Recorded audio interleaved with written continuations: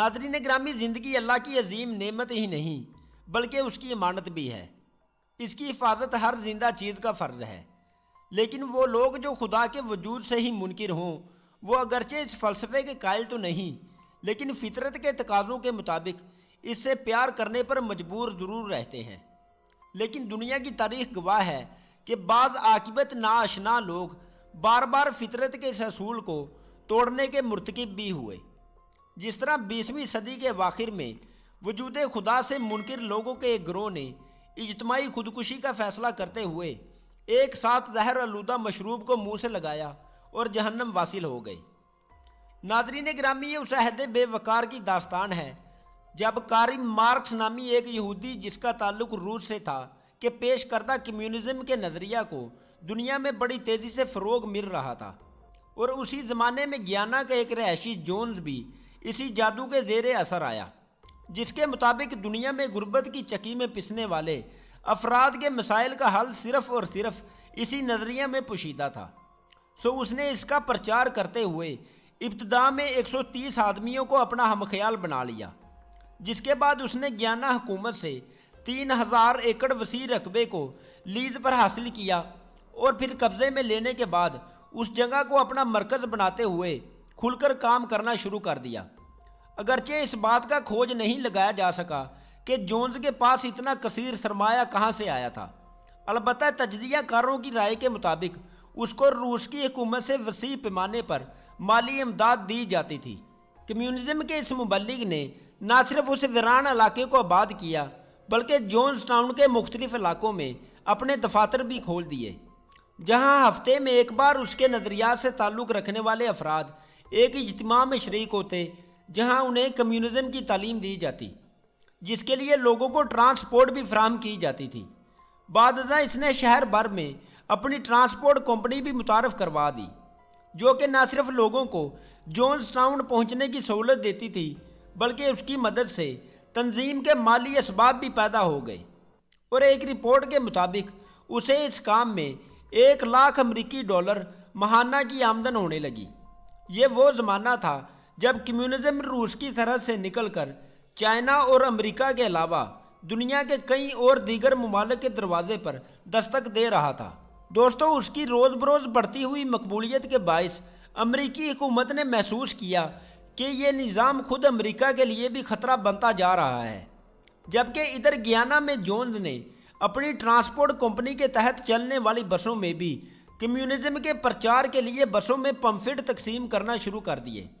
تاکہ زیادہ سے زیادہ لوگ کارل مارکس کے نظریات کے پیروکار بن سکیں، اور اس عمل سے بجا طور پر اسے فائدہ بھی ہوا، اور اس کے ہم خیال لوگوں میں تیزی سے اضافہ ہونے لگا، جبکہ اس کے ہفتہ وار اجتماعات کا سلسلہ بھی جاری رہا، جس میں شرکت کرنے والوں کو نہ صرف کمیونزم کی طرف مائل کرنے کی کوشش کرتے ہوئے بتایا جاتا کہ سرمایہ دار ہی وہ طبقہ ہے جو دنیا بھر میں غریبوں کے حقوق پر ڈاکہ ڈال رہا ہے۔ وہ لوگوں کو بتاتا کہ کسی بھی ملک میں شخصی ملکیت کا تصور سرے سے ختم ہونا چاہیے، اور حکومت کو چاہیے کہ وہ تمام غیر سرکاری املاک کو اپنی ملکیت میں لیتے ہوئے لوگوں کو ان کے کام کا اجازہ دے، اور اسی کے ساتھ ساتھ لوگوں کو مذہب سے دور کرنے کے لیے یہ تعلیم بھی دیتا کہ اس کے رہنما کے مطابق اس کائنات کو چلانے کے لیے نعوذ باللہ خدا کا وجود محض ایک دھوکہ ہے۔ مذہب دراصل عوام کی وہ افیون ہے جو انسان سے عمل کی قوت کو چھین لیتی ہے۔ وہ لوگوں کو باور کراتا کہ کمیونزم کی عمارت صرف مذہب کی لاش پر ہی تعمیر کی جا سکتی ہے۔ لوگوں کو چاہیے کہ وہ ان فرسودہ خیالات کو ترک کرتے ہوئے ایک نئی دنیا کی تعمیر کے لیے ہمارے ہم قدم ہو جائیں۔ جونز کی تعلیمات میں حکومت سے یہ مطالبہ بھی کیا جاتا کہ اس دنیا میں آنے والے ہر انسان کو بغیر کسی اخلاقی حدود کے آزادانہ زندگی گزارنے کا حق دیا جائے۔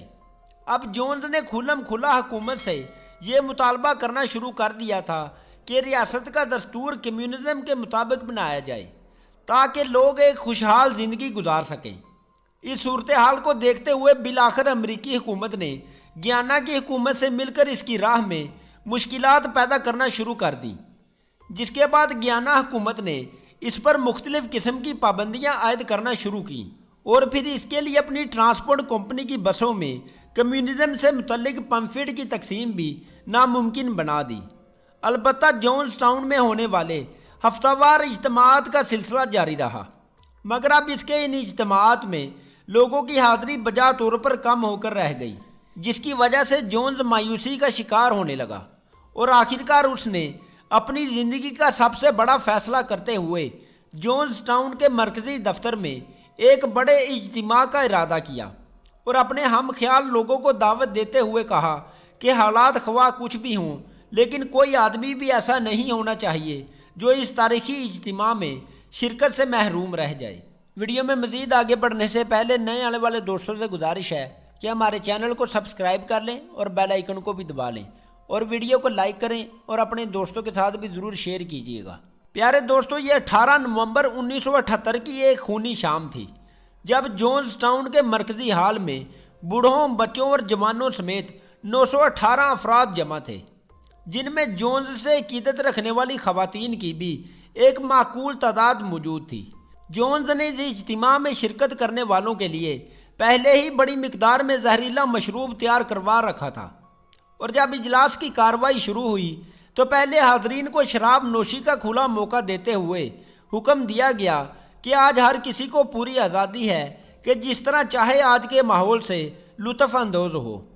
جس کے بعد شراب کے نشے میں چور مرد و زن نے وہ طوفان بدتمیزی مچایا کہ جس کو الفاظ میں بیان کرنا بھی الفاظ کو بے آبرو کرنے کے مترادف ہے۔ اس کے بعد لوگوں کو بتایا گیا کہ اب جونز اس اجتماع سے خطاب کریں گے۔ جونز نے بتایا کہ کس طرح حکومت ان کے اس کام میں رکاوٹ پیدا کر رہی ہے، اور ظاہر ہے کہ ہم ریاستی طاقت کا مقابلہ نہیں کر سکتے، اس لیے میں نے یہ فیصلہ کیا ہے کہ ہم اس جبر کے خلاف اور اپنے نظریے کے حق میں آج یہاں اجتماعی خودکشی کرتے ہوئے اپنا احتجاج ریکارڈ کروائیں۔ اس کے بعد سب کو پہلے سے ہی تیار شدہ زہر آلودہ مشروب پیش کیا گیا۔ ایک خاتون جو اس کے فیصلے کے خلاف اٹھی اور اس سے پہلے کہ وہ کچھ کہتی، اس کے ساتھ بیٹھی ایک خاتون نے اس کی زبان پر وہ زہر آلودہ مشروب کے چند قطرے ٹپکائے اور پھر خود اس گلاس کو منہ لگا لیا، جس کے بعد باقی تمام لوگوں نے بھی ایک نعرہ مستانہ بلند کرتے ہوئے اس مشروب کو پینا شروع کر دیا، جس میں خود جونز بھی شامل تھا، اور یوں کچھ ہی دیر بعد اس حال میں 918 لوگوں کی لاشیں پڑی تھیں۔ امید ہے دوستوں آپ کو آج کی ویڈیو پسند آئی ہوگی۔ کومنٹ کر کے اپنی قیمتی رائے سے ضرور آگاہ کیجیے گا۔ بہت شکریہ، اللہ حافظ۔